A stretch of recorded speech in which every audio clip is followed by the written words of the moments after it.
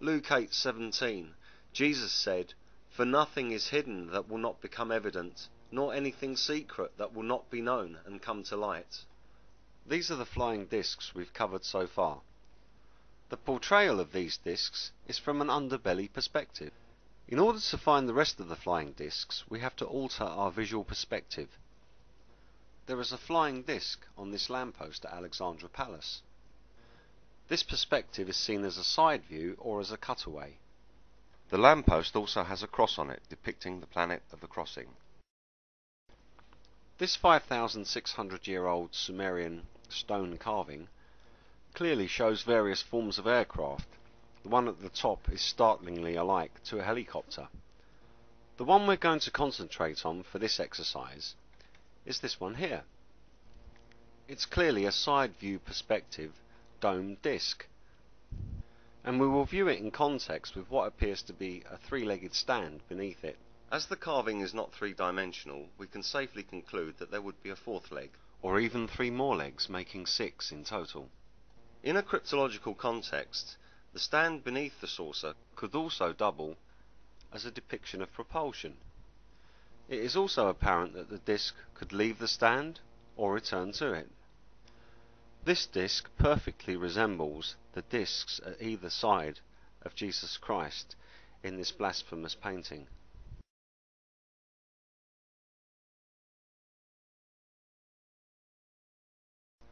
The front of Alexandra Palace still has secrets to reveal.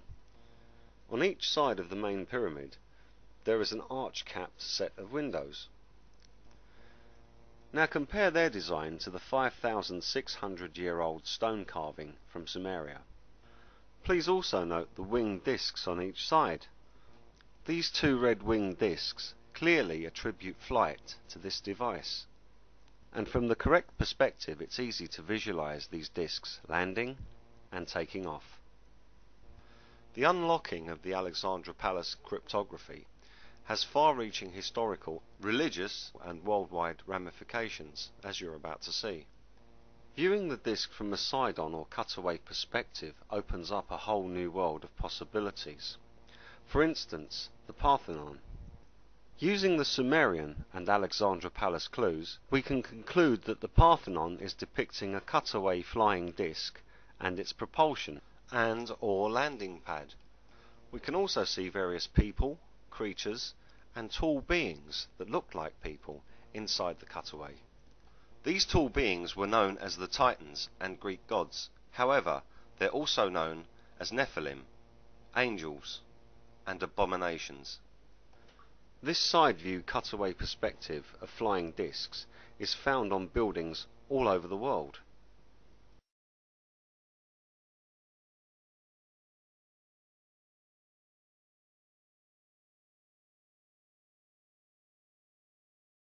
Now view the Palm Court entrance with the same perspective of a side-on cutaway view.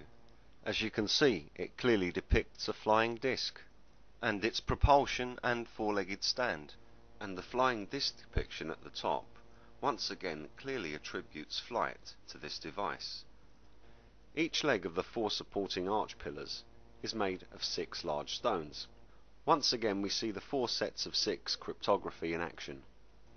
On closer inspection, further cryptological parallels become apparent. These 2 shapes here take on a duplicate meaning.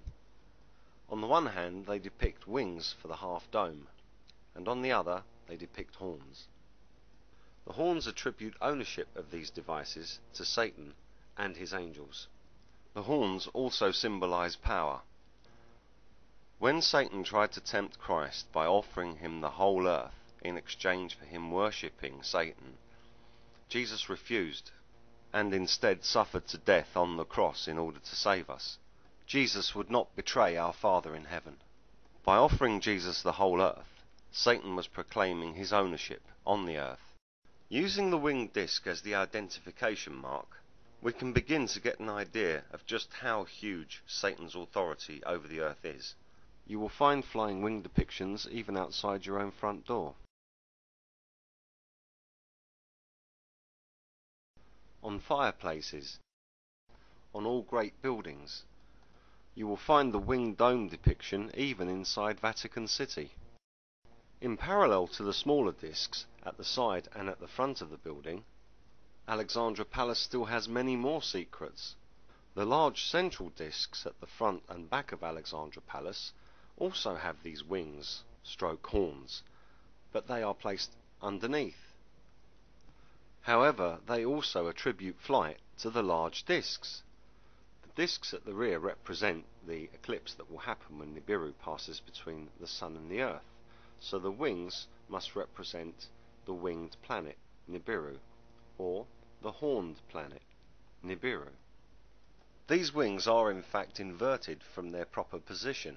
If we cross them over and remove the silver circle for clarity, you can see they take on the classic flying disc depiction shape. Crossing these wings over the lower and upper hemisphere of the large disc, it takes on the form of the wing disc and the horn disc. Once again a clear referral to Nibiru. On both the front and the back of the building, there is a large silver circle, all the way around the red disc and all the way around the glass disc. Notice there are pillars to each side. Therefore, the large silver disc's correct position, rather than vertical as depicted, is in fact horizontal.